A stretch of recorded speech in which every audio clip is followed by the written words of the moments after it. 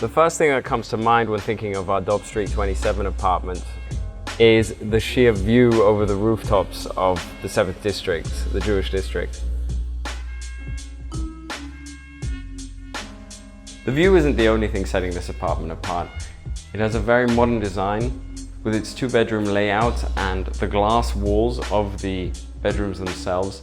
During the day you can have all the curtains open, which adds to a feeling of one big room. However, in the evening you can just close the curtains and both bedrooms will have their privacy.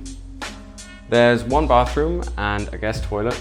The bathroom is an ensuite to the master bedroom and itself has a fantastic view over town. You can see all the way to the Statue of Liberty from the shower itself.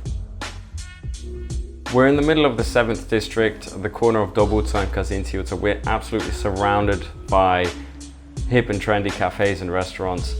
20 meters up the street is the entrance of the Gojdu Court.